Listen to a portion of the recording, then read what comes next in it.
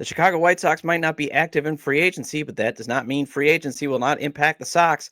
Let's discuss what moves you should root to happen that can benefit the Southsiders next on Locked On White Sox.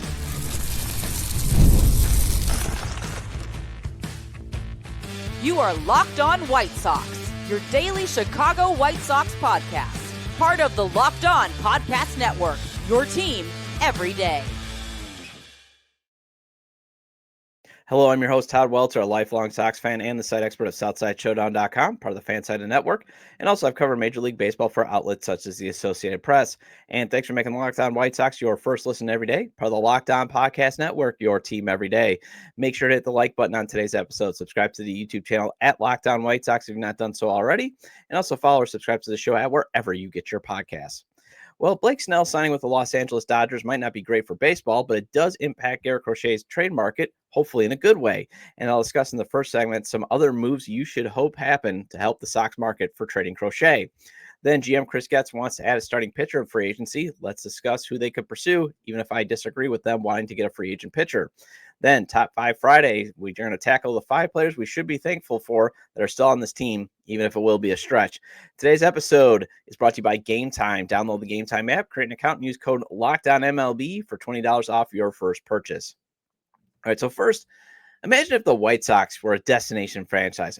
Just imagine. I know, owner Jerry Reinsdorf has, all his terrible moves and his terrible ideas, and bringing back Tony La Russa has made you jaded, has probably put you in a place where you cannot even go there. But just imagine. They're a destination franchise. They have the finances to afford top free agents, and they even have enough money to store to be able to pay them big-time deferred salaries like the Dodgers can. And yes, you can be angry. The Dodgers are exploiting the system by adding more elite players and getting them to defer cash. But guess what? Any team can do it. Any team can do it. The Sox could do it. The Yankees could do it. The Phillies could do it. Even the Oakland A's. Okay, so you want to be upset with what the Dodgers are doing? Any team can do this. But, spending a lot just gives you a chance to be competitive. And if you have injuries or chemistry problems, like what we saw with the 2023 Mets or the 2023 San Diego Padres or the dysfunctional White Sox in 2022, it still won't mean anything. You got to stay healthy. And yes, you have to have at least good chemistry on the field. If you don't have that, well, then all you're going to be is told, hey, see, look, spending money doesn't do much. We've seen where spending money now, and the pendulum swings. Sometimes spending a lot of money wins you a World Series, like in 2024. Sometimes making big trades and spending money wins you a World Series in 2023, like with the Rangers. But either way, you got to be healthy, and you got to at least have some chemistry on the field, or at least you got to play smart baseball, because you can have 26 different Cavs showing up, like what would happen in the 70s A's, obviously. In the Bronx Zoo, you can win with a dysfunctional clubhouse, so long as everybody's playing good, smart baseball. But I'm not totally distraught that the Sox are cutting payroll because, first of all, there's nothing wrong with trying to give a runway to guys like Brian Ramos, Edgar Carroll, and Colson Montgomery. But I just don't want them to have Austin Slater as their top free agent target. And Snell going to the Dodgers might mean LA is no longer in the running for Garrett Crochet, and that's actually a good thing, as I do not want them fleecing the Sox again. I do not want Garrett Crochet going to the Dodgers, not just because it would make the Dodgers even better, but the Sox are going to get fleeced. We just already saw that. We're sitting there with a shell-shocked Miguel Vargas and another prospect with a broken leg, whereas Michael Kopech just won the World Series. I'm just saying, you do not want Chris Getz on the phone again with Andrew Friedman. They're going to get fleeced. However, there are a couple of other free agent moves you want to happen to help the Sox in their quest to trade Crochet.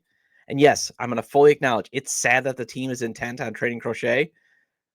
One reason that it's sad is given the lack of elite hitting prospects that they have to move their best asset just to get some more talented hitting, prospects, because they don't have them.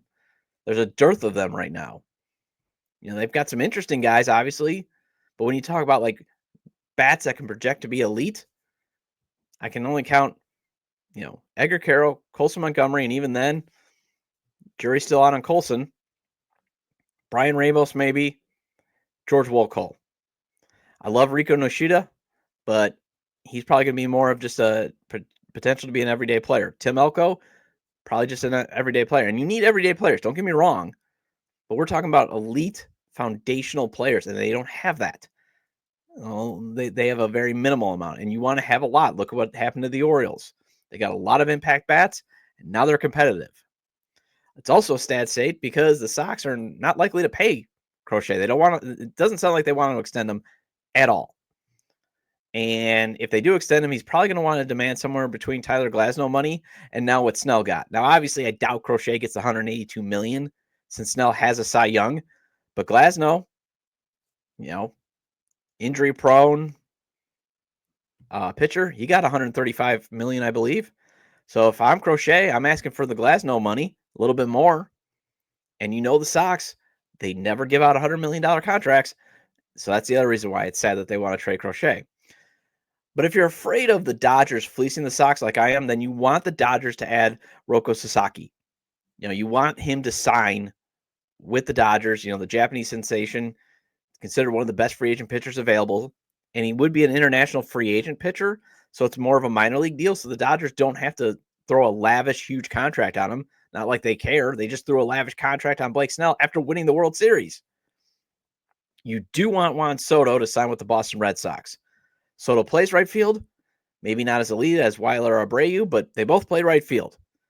So that could motivate the Red Sox to be willing to trade Abreu as part of the package for Crochet.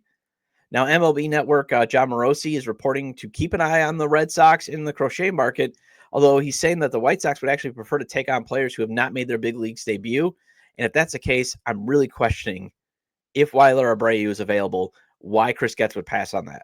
Unless he's going to get more, unless he's getting like Roman Anthony or Christian Campbell, unless he's getting all 5 of their top 5 prospects.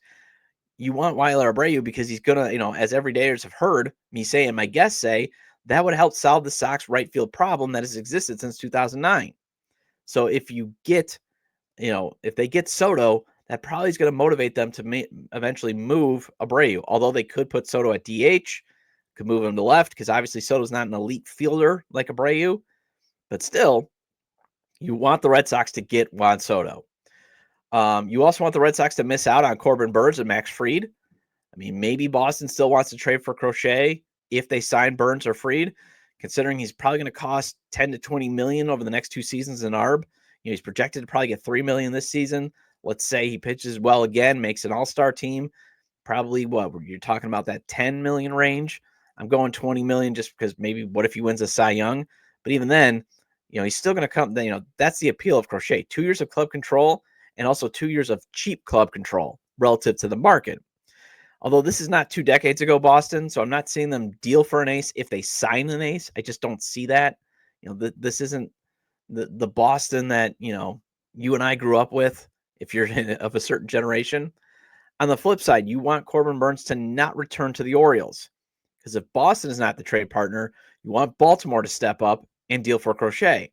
Now, you may not be getting Colby Mayo or Samuel Basallo, although that's one of the guys I'd be holding out for. But Enrique Bradford Jr. and Dylan Beavers, they could help the Sox lineup someday.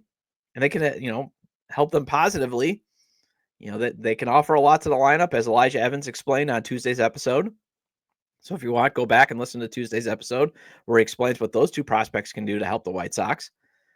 If the White Sox obviously do not care what level a talented potential impact bat is at, then you want the Dodgers to keep spending to motivate the San Diego Padres to counter with an offer of, say, Ethan Salas and Leodonis DeVries. I probably butchered both their names. But they're both 18, top 30 prospects in the Dodger system at single A. That's kind of one of the ways that you would still potentially get like a top 30 prospect is if they're at single A because they're still unknowns. But if you're willing to be patient, and we know the Padres like to get aggressive, especially in the trade market, to counter to whatever the Dodgers are doing. Yeah, spend, baby, spend, Dodgers. Come on, San Diego. Offer us your 2 top prospects. Even though they're 18, they're very, very talented. A lot of upside. You obviously want the Phillies to sign Alex Bregman, and then that way they could trade Alec Bohm, but not to the Sox. But maybe Philadelphia, when they sign Bregman, maybe they're motivated to call the Sox and be like, hey, let's do a 3-team deal with Crochet. We'll send Bohm to whoever else, and we'll actually help you make sure you get a player from the third team. We're not gonna fleece you like the Dodgers did. You also want some of the second tier free agents like Jake Flaherty, Luis Severino, or Sean Manaea to go to maybe mid market or even competitive smaller market teams that are thinking, hey, we sign these guys, that'll put us over the top. Because the thing is, you want those second tier free agents to not be available to the contenders or the big market teams like the Yankees, the Orioles, or the Red Sox, because they could say, you know what, we'll just go with the secondary. Jake Flaherty, Luis Severino, Sean Manaea, still very good, effective pitchers. They'll give us depth. They'll eat innings. They can make a start in the playoffs. We don't want to give up our prospects or our top prospects. So you kind of want to root for those types of moves to happen. Speaking of free agent pitching, the White Sox reportedly want to add a starting pitcher. Let's go over a few options next on Locked On White Sox. I saw Michael Jordan drop 55 at the old Chicago Stadium. Saw LeBron James drop double nickels too. I watched Devin Hester take a punt to the house, and it was amazing. Seeing a game live and in person is always the way to go, and I suggest using the Gametime app for your ticket needs. Gametime has a new feature called Gametime Picks that makes getting tickets for your favorite live events even easier. Gametime Picks filters out the fluff to show you only incredible deals on great seats, so you don't have to waste time searching through thousands of tickets. Gametime Picks makes it easier to save more on sports, concerts, comedy, and theater. My buddy just texted me seeing if I want to go see Marquette Hoops take on Xavier on January 18th, and you can bet I'm monitoring the deals that they have for that game. Plus, I can get a panoramic view from the seat in the app before I buy, so I can make sure I'm getting a good view, and I can get the lowest price guarantee, or Gametime will credit me 110% of the difference. Take the guesswork out of buying tickets with Gametime. Download the Gametime app, create an account, and use code LOCKEDONMLB for $20 off your first purchase. Terms apply. Again, create an account and redeem code LOCKEDONMLB for $20 off. Download Gametime today, because what time is it? Game time.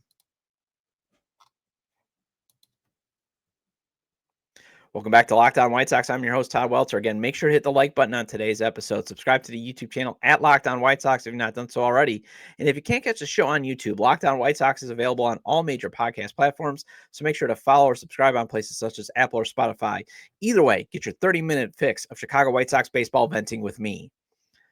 All right, so I would rather see the White Sox give Sean Burke, Jairo Iriarte, Nick Nastrini, Kai Busch, or Mason Adams a runway to develop into starting pitchers this season.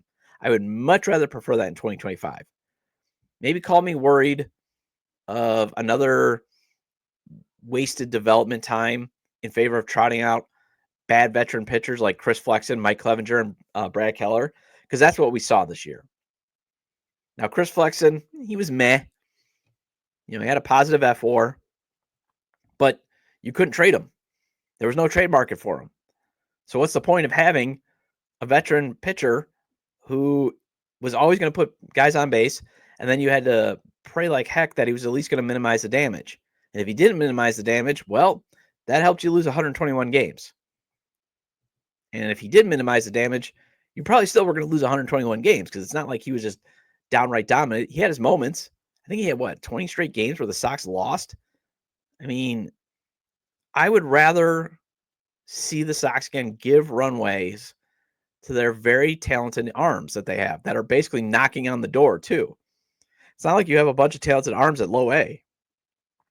You already had Jairo Iriarte up for a cup of coffee. Same with Nick Nastrini. Same with Kai Busch. I'd rather see that, because again, the expectation right now, there are no expectations. The expectation is just don't lose 121 games. We're all expecting this to be another 100-loss season. Getting back to 61 wins would be greeted with joy and a parade. So I would rather them get a runway. Now, obviously, I get, though, the thinking of the Sox wanting to add a veteran arm. You got to have at least an asset to trade at the trade deadline beyond Luis Robert Jr., because on Monday I'll get into when you want to trade Luis Robert Jr.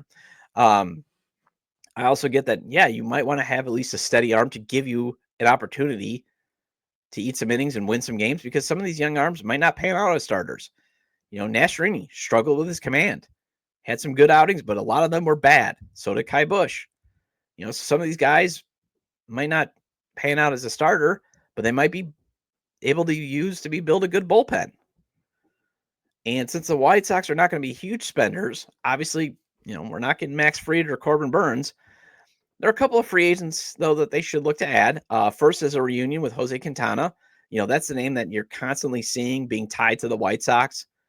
Whenever you look at like the top 40 free agent boards, do a control F, White Sox, it's going to go immediately to Jose Quintana. Had a 3.75 ERA, a 1.25 whip, and 170 and a thirds innings for the Mets. A 4.56 FIP, though, but a 263 BABIP. He was a 1 F4 and a 2.5 BWAR.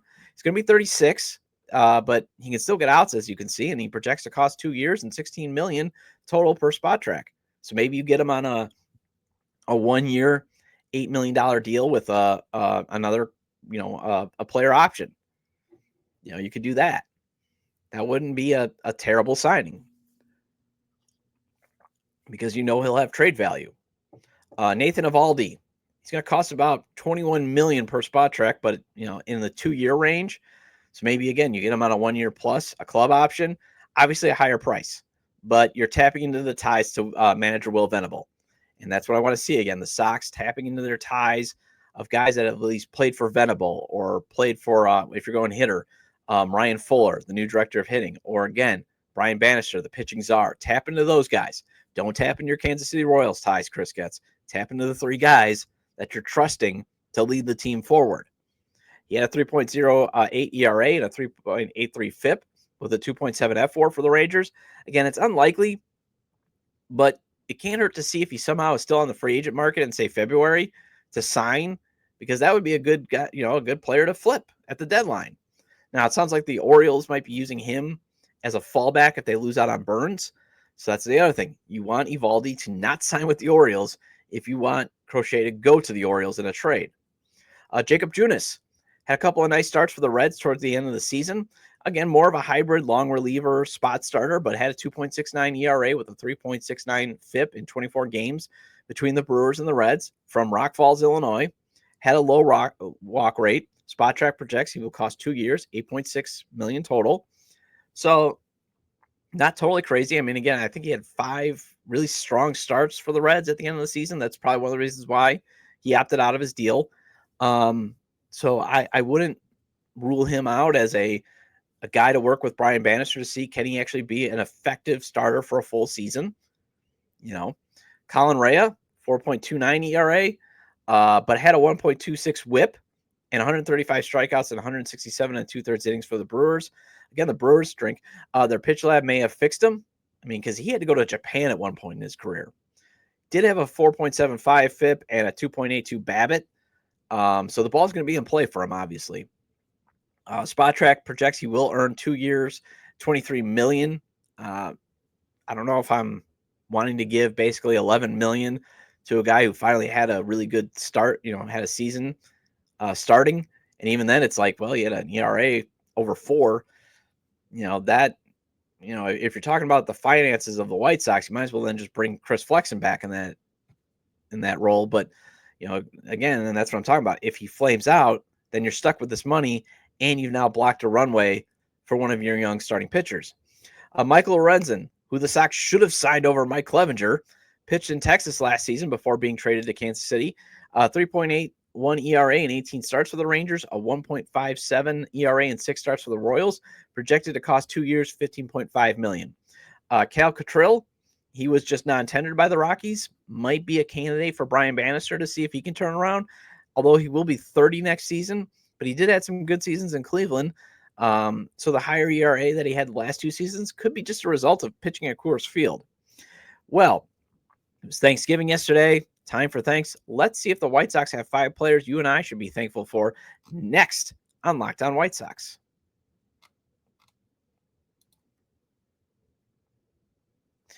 Get ready to tackle the NFL action with FanDuel, America's #1 sports book, because right now new customers can bet $5 and get $150 in bonus bets if you win. The FanDuel Sportsbook app gives you everything you need to place live bets on the NFL all in one place. So when you get a hunch in the middle of the game, you can check out the latest stats, view live play-by-play, and so much more on the same page where you place your bets. I always maintain FanDuel spreads, over-unders, and money lines are fun to play, but if you want to win big or at least double your money, FanDuel's parlays, props, and futures is the way to go. Popular parlay for tonight's Kansas City and Vegas game is a 7-leg of Patrick Mahomes, 250-plus passing yards. That's the first one. And then 2 passing touchdowns. That's 2. Travis Kelce, 70-plus yards and 6 receptions. 2, 3, 4. Brock Bowers, 7 or more catches. 5. DeAndre Hopkins, 4 or more receptions. That's the 6th part of the leg. And then Jacoby Myers, 5-plus receptions. That's the 7th part of the parlay leg. And if that hits at plus 3,431 and you put, say, $10 on it, that pays out at $343.17. Just visit FanDuel.com to join today, and you'll get started with $150 in bonus bets if you win your first $5 bet. That's FanDuel.com. Never waste a hunch and make every moment more with FanDuel, an official sportsbook partner of the NFL. Welcome back to Locked On White Sox. I'm your host, Todd Welter. Again, shout out to all my everydayers. I appreciate your loyalty. Please hit the like button on today's episode. Recommend to your fellow Sox fans or baseball fans, friends, to subscribe to the YouTube channel at Locked On White Sox, wherever they get their podcasts, as this show is available on all major podcast platforms. And I hope you had a great Thanksgiving. Mine was good until, Matt Eberflus allowed the clock to run out. That was highly, highly, highly disappointing to say the least. I might think it's recency bias, but Matt Eberflus might be the worst Chicago Bears head coach of all time, at least since Ditka was fired. I know Mark Trestman was terrible, but Matt Eberflus might be worse. He definitely is worse than, Terry Bevington. I mean, if we're talking about like all the bad coaches and managers in Chicago sports history, Terry Bevington and Pedro Grifol are probably like the line, and Matt Eberflus is right under that. But I don't want to be stealing Locked On Bears' thunder there. If you want to listen to Locked On and Bears talk, Locked On Bears. My guy Lauren Cox, he's great. All right, so right off the bat,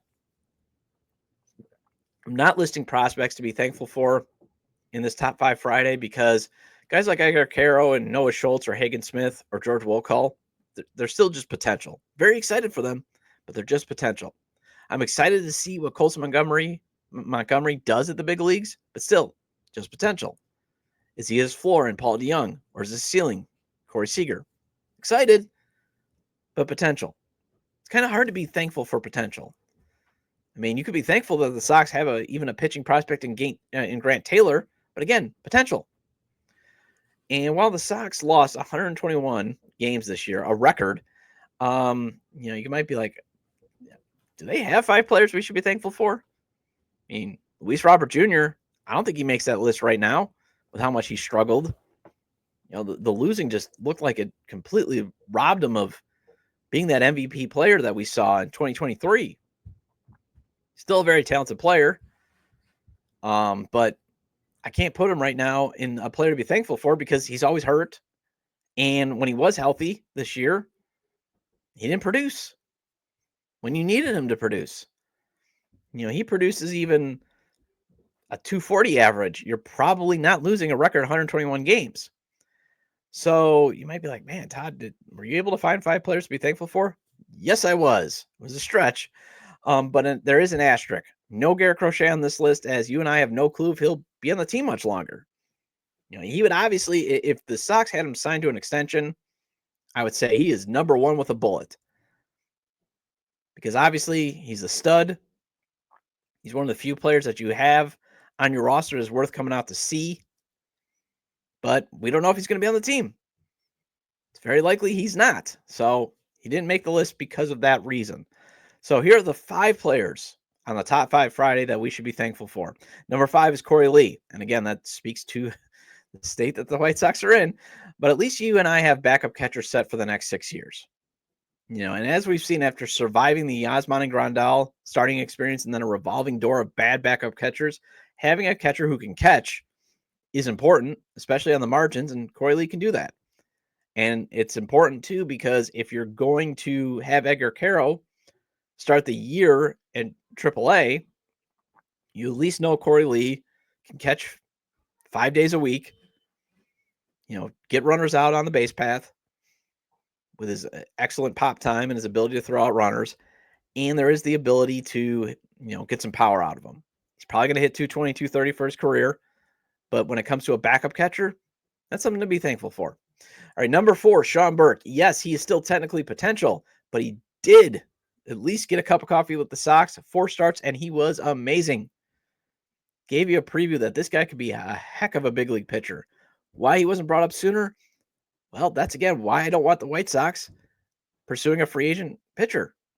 Give Sean Burke a runway. Number 3, Davis Martin, who could actually be in the running to be the opening day starter if Crochet is traded. Although he could be a sneaky guy to trade to maybe get something. Keep a lookout for him. But at the very least, he showed that pitching czar Brian Bannister can fix pitchers. And, that the Sox can actually, again, if a guy has Tommy John, he can rehab with the team and then become a solid pitcher. I don't know if he's ever going to be an ace, clearly, but, he's a solid, at least number 4, number 5 pitcher. And the White Sox don't pay for pitching. So that's a nice cheap option for the next couple of years. And again, Brian Bannister did a great job of adding into his pitch arsenal and then getting Martin to throw that pitch consistently. Because remember, that's what Bannister has just a very simple philosophy. Let's construct pitches that you can throw well and then throw those pitches a lot. You don't need to always be throwing, even if you have 4 pitches, if your best pitch is a cutter, throw that pitch a lot. Mind-boggling. Amazing. That's the other thing. When people like poo-poo, like Jerry Reinsdorf poo-poo data and analytics, sometimes all that data analytics does is explain baseball in the most simplest terms possible. We tend to think like, the fan graphs, they make these things so difficult. No, they don't. Sometimes it's very easy. Again, just go to Baseball Reference. Look at Andrew Vaughn and the advanced numbers. Look at how does he hit when the count is in his favor, and how does he hit when it's not? That's how data and analytics can make things simple.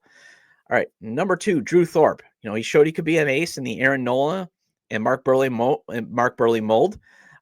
Stinks obviously that he got injured at the end of the, towards the middle of the season. They had to have surgery to have those bone chips removed from his elbow. Although, he did have 2 rough outings before the surgery, so maybe that was bothering him. And maybe getting those impingements out of his elbow might be able to get a tick or 2 on his fastball, because if his low 90s mile an hour fastball is not locating on the corners to set up his devastating change, then yeah, there is the worry that is he going to be a Aaron Nola or Mark Burley type ace.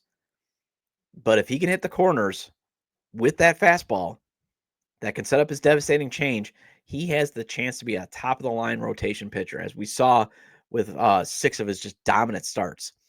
And then number 1, Jonathan Cannon. Now, I'm not sure if he'll develop into a good number 2 pitcher, but at least he's already at his floor, and that is a very good number 4 pitcher in the rotation. And the Sox need guys like him because, again, they don't pay pitchers, so they need young, cheap, effective starting pitchers that can eat innings, and that's what he did this year. And he was also on the mound to stop some of those double-digit losing streaks. Well, that wraps up this edition of Locked On White Sox. Thank you for making Locked On White Sox your first listen today. For your second listen, find Locked On MLB. Baseball guru Sully brings a daily blend of humor and baseball, keeping you updated on every rumor and story throughout the offseason. Find Locked On MLB on YouTube or wherever you listen to your podcast. Well, I'll be back on Monday with a discussion on if this is the offseason to trade Luis Robert Jr., and I'll have a minor league Monday recap of some of the White Sox top 30 prospects. Feel free to leave comments about today's discussion regarding big free agent moves you should hope happens that positively impacts Garrett Crochet's trade market, starting pitchers to pursue in free agency, and a top 5 Friday of 5 Sox players to be thankful for. You can leave them at the episode page on YouTube, X, formerly Twitter, at Todd J. Dub, or at Locked On Sox, or email me at lockedonwhitesox@gmail.com. Have a great day. Have a great weekend. I will see you Monday.